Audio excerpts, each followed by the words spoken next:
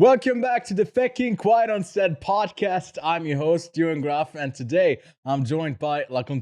Light on the news this week, so it's just going to be the Banshees of Inisherin, the latest film from writer-director Martin McDonagh. And the only thing I've been wondering, Lachlan, is have we been rowing? We've been rowing. We've been rowing. We are Obviously, professionals. This is a professional podcast. Yes. Breaking Bad and Better Call Saul. Hello there. Which actually, Did you this get is gonna me a be hat a as bit, well? Yes. So I've got Dooncam. It's just a camera with my Dune steelbook. All right, like you said, there's no fucking news.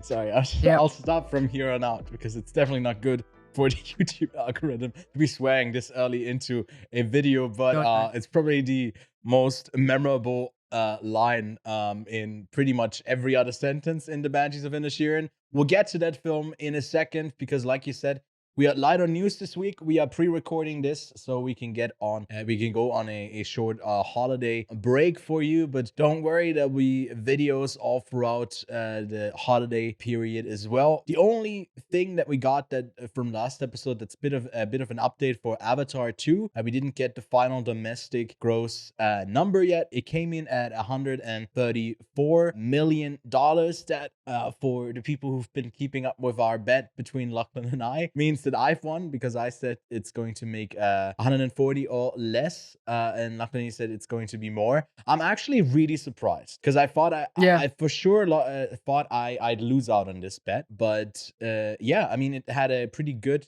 international, worldwide opening box office, and I feel like it's definitely not a box office disappointment. There's probably some news outlets they're gonna jump on this. Oh, this is so disappointing for an opening for this film. I think the original did like 70 million, and then it became the highest grossing film of all time. Obviously different times, 13 years ago, but still I feel like this movie is one that has long legs and is not really front loaded, so I feel like Avatar is just gonna be just fine. Luckily you won't be. I'm really sorry because I was ready to tank the bet and the punishment as well, and now I feel bad for dragging you into it because I'm down to but no, it's fine. Yeah. It's fine. I will go and get blue paint, and we are gonna obviously do a best of 2022. So I feel like that's the most respectful time for me to paint my face blue for a podcast, for that visual comedy that we do on this podcast. But at time of recording, I think it might be good to kind of just announce how much it's made so far, because it's basically it's been released like officially, coming up to a week at this point, 4 or 5 days. It's currently made 150 million domestic, 346 million worldwide, which means it's coming up to $500 million a few days after opening. So it's there's a good chance it's going to reach $1 billion. I wouldn't be surprised if it does. So yeah, it's still going to be a success story. You cannot deny that. It's basically, well, hang on, what was the budget of Avatar 2? That was my question. I said it's 250 last episode. I feel like that's right, but I've heard some people mention that it's gonna make closer to $1 billion. 350. It was 300. So just 100 million off. IMDb is just saying it's 350 million, which means you kind of have to make $700 million to break even. That's the easiest way to know if a movie has been successful. It might be even closer to like 900 to $1 billion here. At least to consider it a real success. But that's just a week after, and they're already halfway there. So yeah, I think this movie is gonna be just fine. I definitely have to see. I want to see like where it ranks once it's out of theaters, overall box office successes, because I said it's gonna rank like somewhere between like 30 or 25. I think I might be off there. It might be more of a top 15, top 10 contender overall in the long run. But yeah, that's it. I think that's pretty much it for Avatar. Now we wait 2 years, and we'll get back into another one to Pandora. Another one. Yes, exactly.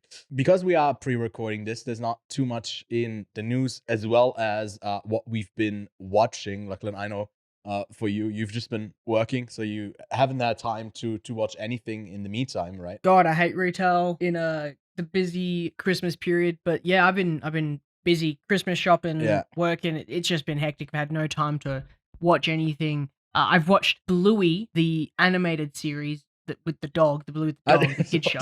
I've squeezed some of those episodes in. So congrats! Right. And I watched one episode of Rick and Morty, episode 9. I watched the Knights of the Sun episode. That's pretty much all I've watched since we've last recorded. So I don't have much to say compared to last week. There's also a few films that just came out that I've seen earlier this year, and I can kind of briefly talk on those. Also was able to see the new Jack Ryan series that premieres at the very day that we're recording this, and by the time this comes out, it's already been out for a second. And I think the season overall is kind of been okay. It just continues more along the lines of let's find a new major conflict in, I guess, another country, and here it's really timely with Russia.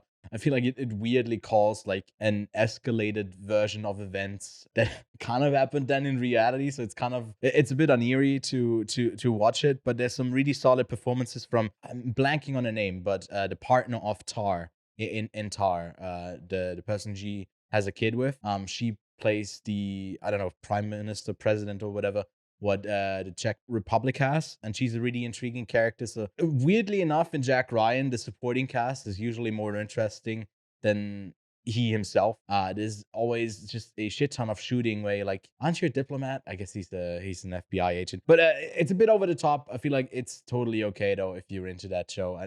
Lachlan, I know you've been looking forward to this new season. And it pretty much delivers on. It's pretty much a bit better than season 2. Not as good as season 1, though, I'd say. Okay, I'll take it. And then last night, I had a very violent night and caught David Harbour in the film Violent Night. And my God, that movie is just out on VOD now, and it's such a good bit of fun. Just, there's some Home Alone, but, R-rated action from a kid that's in the film. And then, I guess, Santa Claus going crazy and just killing so many people. It's very cheesy, but it at times knows what to do with that cheese, and sometimes it should have rather stayed with the cookies for Santa. David Harbour gives it his all.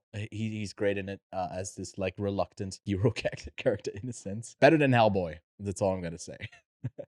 But a good bit of fun there for a crossover with the holidays, Christmas, and horror. The Whale is out now. I don't know if I talked about it before, but it's Brendan Fraser for his Oscar contending performance. It's a bit of a comeback for him in this controversial film that some have deemed a bit insensitive towards, I guess, people who are overweight. I don't know, the way that they're portraying them. I thought it was just really solid, gripped me at my core, and it's just a really simple story adapted beautifully. And then lastly, something that just came out on VOD, and I couldn't be more excited, and they didn't even hype it up, they just released it. It's one of my favorite, if not my favorite film of the year. Not gonna spoil it here and confirm it. Aftersun, the feature debut from Charlotte Wells, is out on VOD. We'll definitely be talking that in the top of 2022 list for sure. I can already tell you. I don't know if we got time for a separate review in between there. Probably not, but it certainly would deserve it. An entire breakdown. I really, really loved this film, and also caught up with some of her short films. She did like 3 short films. I watched them as well this week. So that's all I've been watching. I know I still managed to sneak in a few things, although it's just been a few days since our last recording. Without further ado, let's get to the new Martin McDonagh film, The Banshees of Inisherin. 2 lifelong friends find themselves at an impasse when one abruptly ends their friendship with alarming consequences for both of them. That's The Banshees of Inisherin, a film that has been widely received as one of the year's best films, with a 4.2 on Letterboxd, an 8 on IMDb, and an 87 on Metacritic. That's really a quality sign of approval over there. It comes in at a runtime of 114 minutes. Stars one of our best actors working today with Colin Farrell. We also got Brendan Gleeson, Kerry Condon, and Barry Keoghan in this. Some amazing performances all around in this little isolated Irish tale about loneliness and friendship. So, Lachlan, I know you are a huge fan of Martin McDonagh, and although I called that this might be your favorite film of the year, it didn't end up being that. But still, let's get into our general thoughts for The Banshees of Inisherin and give you a spoiler warning as well, because we can tell you these 2 characters have been rowing, and we'll be talking about their rowing. So Lachlan, what did you make of the Banshees of Inisherin? It's just another great, excellent Martin McDonagh film. Like, there's easiest way to explain it is it's not shit. Where you would kind of look at a person's filmography and go, okay, there's got to be some weakness in here somewhere. So where is it? And once again, he's nailed it on the head with his writing, directing combination. So I will give him the props that he deserves. That this film was great. I really did. I had an awesome time with it. Without a doubt, one of the best films of the year.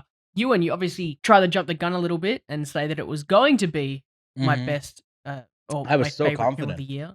You were so confident in your assumption of my taste, but it so far isn't. It wasn't the best experience I had watching a movie this year. But in saying that, I'm not going to shit on this film because I think this year in film has been quite strong compared to a couple of the previous years. So I have to say that this year has been quite good. So overall, this film is excellent in every kind of way. You've got some, because I would say the entire cast nails it on the head, but the two actors, Colin Farrell, Brendan Gleeson, playing Colm and Patrick, are absolutely excellent. If you've never seen the previous Martin McDonagh, Colin Farrell, Brendan Gleeson team up in Bruges, you should go watch that. But there's something about In Bruges that just made me like it a little bit more. Maybe it was because it was funnier to me.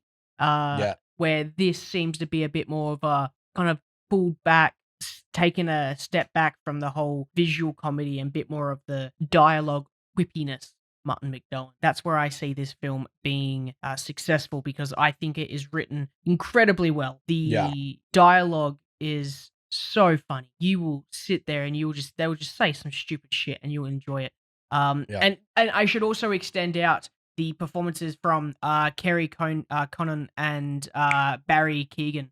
They both also do an incredible job, especially Barry playing Dominic. He does an excellent job with that character that you just kind of like fall in love with him, but then you're also like, he's a freaking idiot. It's a fucking idiot. Yeah. Freaking idiot. It's such a gum. But also at the same time, this concept that they're good mates, and all of a sudden, Colm's just like, nah, fuck you, I don't care, I don't like you anymore. It's obviously an interesting concept, how he just decides to straight up not become his friend or be his friend. And then it explores some very interesting themes of like loneliness and what it means to be kind to someone and purpose of one's life. That's something that Colm kind of explains to Colin Farrell's character, Patrick. I keep saying Podrick as if it was Game of Thrones. I know Podrick, but Patrick is his name. I absolutely adored this film. I thought it was excellent. I think it deserves all the praise that it gets, and I'm glad that Martin McDonagh is able to just keep pumping out films for himself. He's not one of those. I guess we've come to a point in cinema where you can basically, if you are established and you can establish yourself as a good creator, as a writer director, you don't have to do the whole one for you, one for me that many directors in the past have had to do to get their own creative foot through the door and say, hey, I want to do what I want to do. I guess Spike Lee is a great example of that, where he had to pretty much do like a one for him, one for me, one for you mentality of his work. But Martin McDonagh just nails it again. Again, for me, I don't think this is my favorite Martin McDonagh film, nor do I, as I said, I don't think it's my favorite film of the year, but it's definitely top 10. It might be my favorite Martin McDonagh film. Oh, right here. Okay. Yeah, I really enjoyed this. I caught it in Venice at the world premiere. Flex a little there. No, but it was amazing to catch this in a full theater as well, because this movie works. I also rewatched it last night with my brother, and also we had a good time. Although I did have to explain some of the cuss words that he was like, "What does that mean? What does that mean? I mean, what's a gum?" And I was like, "I don't know." Just an insult. It was just a great time, and like you said, I think this shines in the performances. But it's not just okay, we got great performers, and that's why this works, and people repeat after each other, and that's the whole gag of this entire island. Although that happens like a ton, I feel like it comes back to the direction that is so subtle in its way, because it's comedy. It's purely comedy, but also a lot of drama that it just completely nails. I don't think there's like a thing about it that doesn't work to me, apart from the inherent like death that kind of needs to happen. It feels a bit like it's just to put some stakes on and make you guess in a whodunit of like this, old lady calling who is going to die. I'm glad that's not like an even bigger focus, because that's at the end of the day, I think that's not the center of the story. But man, what an interesting framing for the story on this remote island, while in the background the civil war goes on.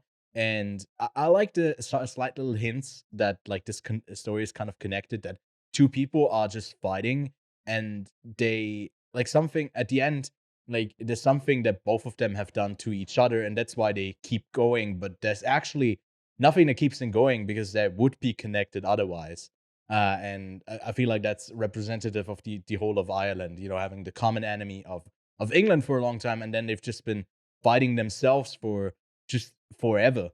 So a really complex history there, and yeah, breaking that down in not obviously just as an allegory between these two, because it's just those two friends falling out. It doesn't have to be like some bigger thing that it stands for, but it's just done so massively. And just the eyebrows from Colin Farrell, his eyebrow acting, that might be the best eyebrow acting I've ever seen. And I've seen some femme fatale noir films where all they do is like raise their eyebrow up and down. So amazing stuff from him. Also very tan. I guess the amount of times he has to go calling up to Calm's house makes him a bit of an outside person, and we never get to see really what they do for work. And as soon as it's 2 o'clock, they're down in the pub drinking.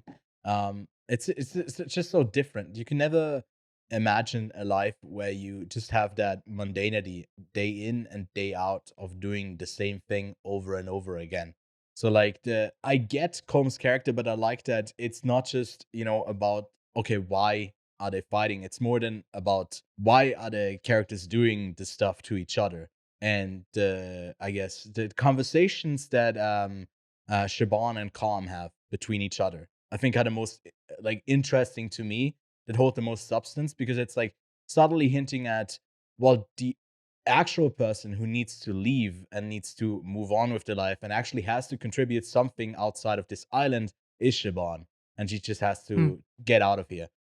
So I think great story arc, and she also works great as the straight character in the madness of just calling everyone out, like, what are you doing? Why? Like, there's better ways to demonstrate that you don't want to hang out with someone anymore than to cut off your fingers. Which, let's get into that, Lachlan. What did you make of the cutting off the fingers? Which I thought happened more frequently, but it's actually just twice that he cut some fingers off. But it's just a bit more the second time. One little just cut off and then thrown at the door, and then a whole heap just thrown away. Not a shit ton, but a miniature donkey killing amount of fingers. The thing is, because I have watched every single one of McDonagh's films, I know that he's going to go over the top some way. He is a playwright from his origins. He knows how to do drama, and in theater and musicals, it has to be over the top. There has to be an action that's over the top that's going to get the message across. And he's done that all the time. Like, you can think of every single one of his films as a scene where you just go, that is way too over the top, and it's perfect for this movie. And that is the cutting off the fingers in this scene, or in this film, I should say. It's every time that you talk to me, I'm going to get the shears, cut off one of my fingers. And you go, okay, that doesn't seem like a mentally stable person, but we'll see if he does it. And there you go. He ends up cutting off his fingers, which for me, I was like, okay, it's over the top. I like it. But then having him cut off his fingers again, throw them at the house, and then it kills his pony was the best series of events throughout the entire film. It was depressing. It was funny at the same time. To have this cute little pony with a bell, and he just loves it to death to be killed by chewing on a finger. It was just so over the top. But it was perfect. It's everything that I wanted, and it's just Martin McDonagh knows how to do the extremities, but he knows when too much is just too much. So he can hold himself back. But I have to go back to, like, obviously when this film gets announced for Best Original Screenplay, they're going to release the screenplay, hopefully, to the public. I haven't been able to find it yet, so I doubt that it's out. But I have read every single one of his previous screenplays, and they're all excellent. This is another one that I was going to add to my collection and read this one as well, because it's one of those ones that you read it and you go, oh, okay, I can picture this, and then it's basically brought onto screen for 80% of the scenes. So I'm very, very excited to read the screenplay from this guy. And again, to get back to the finger cutting, it's very funny. Well, speaking of awards, do you think this is what kind of awards do you think it will be nominated for at the Academy and at the Oscars? I think that it's probably going to get a obviously Best Original Screenplay nom. I think that it could also be nominated for Best Picture. I feel like it's got a pretty safe spot in there. Pretty good chance for Best Picture. I'd probably say it could get Best Original Score. I was thinking that as well because it's really it's one theme that gets repeated a bunch. That's noticeable. The other times maybe there's some other score that I didn't really notice, but it's like almost close to that that even not sitcom bit, but like the almost like web series bit where it's almost the same musical tones to indicate, okay, something's happening. Yeah. We are moving. And it fits this movie kind of well, but it's not like tacky or anything. It's a nice little tune. Definitely. To go to the actors, I think that there's probably going to be both a nomination for Best Actor and Supporting Actor and Actress as well. I think that the main three. Even Barry could possibly get. I feel like Barry would get in over Brendan, if I'm being honest, because he gets just more to do. I feel like Brendan is also great, but I feel like the standout is Barry over Brendan. But yeah, it's just my prediction. That's a way you could get another nom. I think for Best Director as well, there's a nomination there. Yeah, potentially. I think there's definitely a nomination there, but I think that that's going to be Spielberg locked in. Yeah, for sure. There'll be a nom from for the Elvis, Daniels. Probably Northman, the Daniels. You think so? Yeah, I reckon. I don't think the Northman's going to get much. I think Baz Luhrmann will definitely get a Best Director nomination, but I don't think Robert Eggers is going to get much. I hope that Eggers gets some sort of like Best Original Screenplay nom or something, because the Northman was a wicked fucking movie. If I'm being honest, for the awards conversation, I totally forgot about the Northman. I never thought that has any shot of getting in, but I would love to see it though. I also really like it. I feel like the Daniels are also a pretty safe bet because Everything Everywhere has been doing quite well so far. Really well at all the other ones. So it's got a fair shot of taking Best Picture as well, I feel like. And then when it comes to directing, I feel like Todd Field for Tar would be amazing as well. I feel like he's Todd Field for Tar, and then probably Joseph Konosky for Top Gun as well. Yeah, that could be one. I don't know if Babylon maybe sneaks it in there because the reception so far has been really split on. It's just a lot of chaos. Neither of us have seen it. So we'll catch up before the Oscars with it, but not. Do you reckon Aronofsky? Because you saw The Whale. You saw The Whale this week. Yeah. Not your first time. Have you seen The Whale before? No, you missed it. No, I haven't seen The Whale this week. I just because it came out, I gave my thoughts on it again. Because it's not out on VOD, unfortunately. Just thoughts in on Aronofsky getting a nom? It's definitely not one that is getting a nomination because he's not doing much directing. It's like that type of, not the Martin McDonagh type of theater acting, but the limited space type of theater acting. That One Night in Miami, Regina King, Fences, like that type of limited space, Ma Rainey's Black Bottom. That's not really getting recognized apart from the performances usually by the Academy. So the only other film, like the two women I could see getting in, is also a film that I haven't seen yet, Women Talking, Sarah Polley, that's been getting some raving reviews, and maybe even Gina Price Bythewood for The Woman King, with Regina King earlier this year, that action epic. Or maybe even something like SS Rajamouli for RRR, which I also haven't seen just yet. But gotta catch up on that one because it's not eligible because India didn't submit it as its Oscar contender. Fucking India, what are you doing?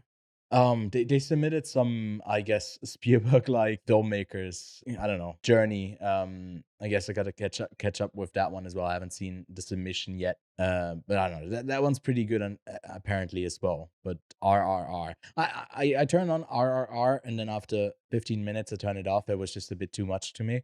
But I gotta give it another shot. I think what bothered me is that like in the Netflix version, there's the dubbed version of it. It's not the original one, and the dubbing was just a bit too apparent to me that like it's still in I think in one of the like Indian languages, but it's just not the one that's used in the film. So it was Jesus, a bit. it's as long as Avatar too. Fuck It's me. really long, yeah. So it was like not getting into that if I don't have to. We'll do our actual predictions closer to when the nominees are going to be announced to see how much of what we'll get. And then once the Oscars happen, we'll definitely do some predictions and involving you as well. You can submit. We do this yearly. I think we've done it for the last 2 years already. 10 We did a years. bit of a contest. 10 years? I don't think we've been around 10 for 10 years. years. Like it hasn't been that long, although it feels like it. Anyways, we haven't mentioned cinematography as a nomination, and I think it's getting in there. But is that something that stood out to you, or is it No, just a I don't beautiful think landscape?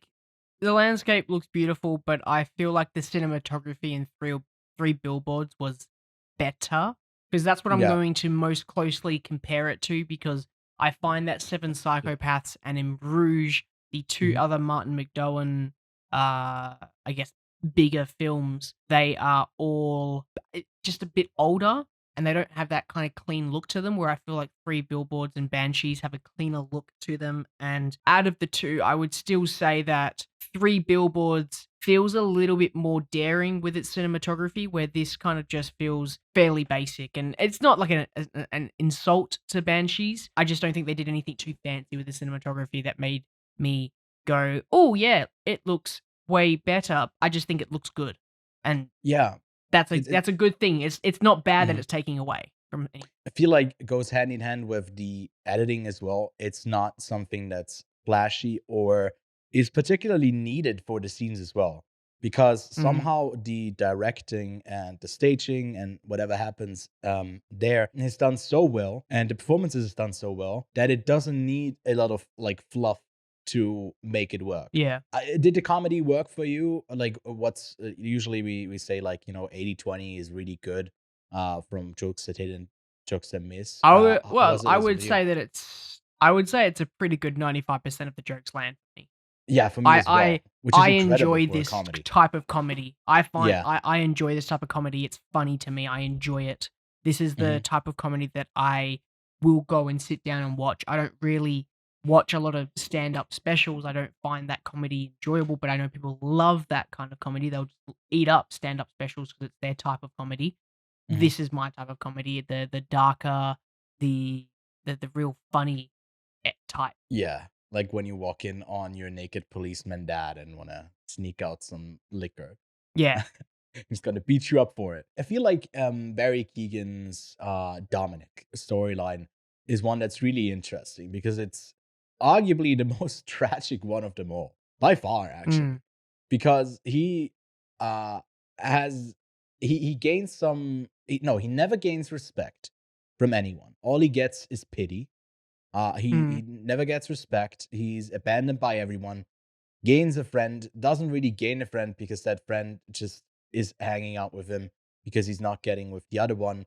Then he's also just failing on all ends when it comes to his future or the person that he might be interested in, showing no interest there. In one of the best scenes of the year, I'd say. Like the way he stumbles about asking her, like, in such a shy way of like, would you ever be in the most a polite way that a character like him could do that, which is still like, he's still kind of rude and like an idiot at it, but it's very cute. And then the line that he has, like, "Oh, there goes that dream," and that's the mm. last we see of him. After that, he dies, and I feel like Yeah. leaving that open ended as well. Like, oh yeah, he must have fell into the river when previously, when we are at the nosy post office, uh, the policeman drops the line of, yeah, someone killed himself. He threw himself in the river and drowned. And the next time we do that, when it's about his own son, it's a bit more open ended. It's like, yeah, he must have slipped and fell in because he's such an idiot. But Mm. the consideration of, well, he might have just killed himself because he doesn't see a future where, yeah, there's any place for him, which is really, really dark. Initially, when I first saw the film, because it just quickly cuts to him dead in a lake being raked in, I was like, okay, that's like shocking and it's out of Yeah. nowhere. And then this time going in on a second watch, knowing that that's going to happen, when the policeman comes in and like roughs up Patrick at the bar, and then Calm punches him in the face, kind of having that moment between them, but still being, I guess, at odds with each other, still rowing. And he asks, "Have you seen my son? He's been gone." And then it's like, it's interesting because I was thinking, reflecting back on my viewing experience, and I had just ignored whatever's going on with Dominic. I had just, because that Mm. was not the center of my attention, it was not my focus on, and instead of focusing on the person who really needed to be focused on, we neglected him and kind of pushed him off to the Yep. side, and he died. And that made me reflect on my viewing experience. I was like, oh my god, I like it more now on the rewatch. It works even better for me. There's just a lot of interesting facts on IMDb about this film. Is there? Yeah, I Brendan haven't checked that out. Gleeson played the fiddle himself He because he did. is Okay. apparently he knows how to play in real life. It's not the first time he's done it. He's done it in 2 other films, but Hmm. he played it himself, which is even more exciting. Hmm. Colin Farrell got kicked by the donkey, and Brendan Gleeson's dog bit him, and then Right. the horse leading the cart tried to reverse Farrell into the ocean. So there's a lot of Lot of a lot of donkey business yeah. going on. Not monkey business, but donkey business. What do you think about the title? Because Banshees, this Irish cult legend, I think, of like, I don't know, like some fairy tale women who call out the future, and you technically have a banshee on Inisherin, although they say there's no banshees of Inisherin. I thought that like the name drop of like that's going to be the tune that I'm Mm. making. It's the Banshees of Inisherin. I don't know if that like was necessary, because they then connected to like something that, well, it's about like not having banshees of it on Inisherin. I don't know what that, maybe there's some meaning in that like was some meta, like not a meta joke, but like some layer joke that I didn't get. But yeah, I don't know if that was completely necessary. But I like the title. It's like really unique, and Yeah. so people are gonna struggle to type that into their browser and to find the right movie to type that correctly. No, yeah, it's just overall, it's a really good film. It's not too long. It's short as Yeah. if you've enjoyed any of McDonagh's stuff in the past, you'll really enjoy the Banshees of Inisherin. It's an enjoyable period piece that doesn't take itself too seriously. It's Yeah. kind of like, since I made that Podrick reference, here's another Game of Thrones reference. Uh, Brienne of Tarth doesn't really do a lot of advanced stuff. She's just quite good at the, I guess, the basics, and that's what makes her a good knight. Hmm. In this, the Banshees of Inisherin doesn't do anything too fancy, but everything it does the basics of, and it's all done extremely well. And it's a good Yeah. movie, great acting, good cinematography, good soundtrack, great story. It all comes together to be this really fun, enjoyable piece, and you've got some awesome quotes throughout the entire thing, Yeah. and some iconic moments about it as well. It's just great, you know? Let me see if there's some quotes on IMDb as well. I do not have impure thoughts about men. How dare you say that about a man of the cloth? Such a good one. And the way he All the fucking priest delivers stuff that as is so well. funny. So funny. Yeah, and it's like borderline, of making gay the punchline, but when you combine it with a priest, it's funny again. With the added history that we have. Or the one with Yeah. Dominic being like, be quiet, he'll kill us if we wake him when he's been wanking or something like that. Yeah. Such a He good gets line as mad well. when he's been wanking. Yeah, that's funny. Yeah. Yeah. I mean, Calm goes like, if punching a policeman is a sin, then we may as well pack up and go home. That's it. Yeah.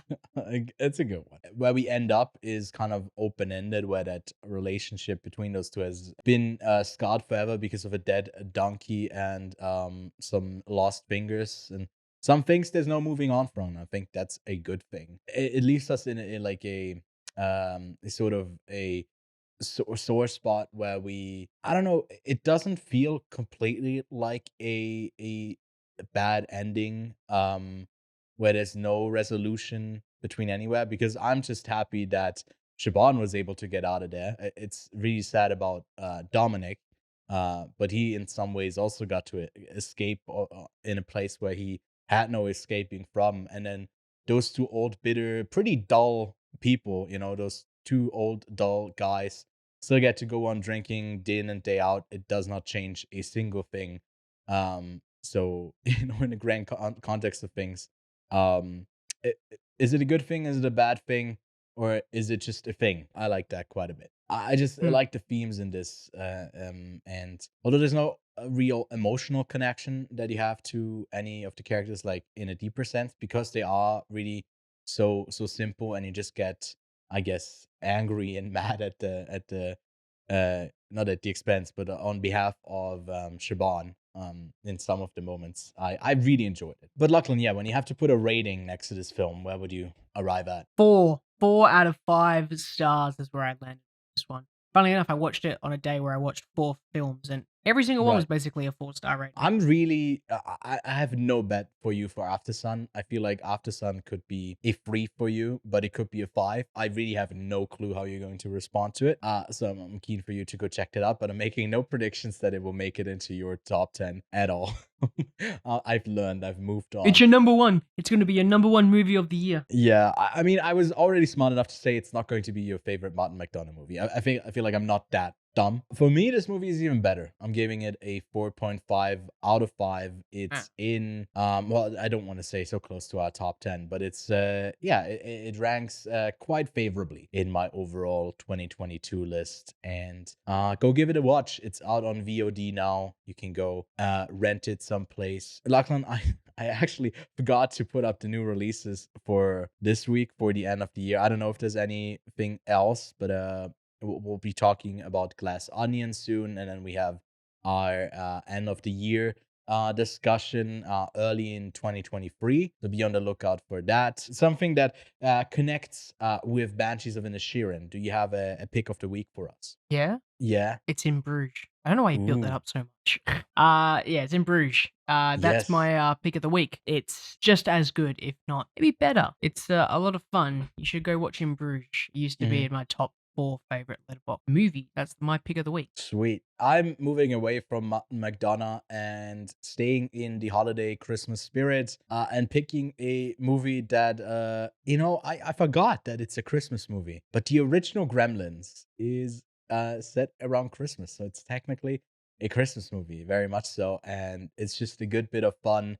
After coming out of Violent Night, I really have an itch to watch some more, a bit more gruesome, but also really funny with the Gremlins films set around the holiday. So that's my pick of the week. Like I said, next week, which will be next year already by the time this comes out. Again, we are Wow. shooting this a bit in advance, so it's a bit harder to put those down. We'll have our top 10 lists ready for 2022, and we'll go over that. In the meantime, you can actually send those to us as well, your top 10 lists on Twitter if you want to. All of those socials are linked below if you want to find those. In the meantime, also don't forget to subscribe. Do not miss out on those new episodes, as well as some reviews that we're doing for the rest of the month. We got one going for Glass Onion when it comes out on Netflix, and we might even sneak in some reviews for the films that make it on our top 10 lists as they release on VOD. There's also our series that we've been running all throughout December. In the last week now, there's a couple more episodes that will drop for favorites animation. Really fun season, and looking forward to next one. We already have a couple of themes and subjects to go for the into the next year. I'm really excited for it, and we might get to announce that quite soon as well. So that's a good bit of fun, but it's, I think, enough of shouting out to do. You know what to do. Leave a like, subscribe. You find the socials linked below. And thanks so much for tuning in. And I guess have a good rest of your year if you're watching this in 2022 still. Thanks for sticking with us, and for continuing to support and watch our content. See you next year. See you next year.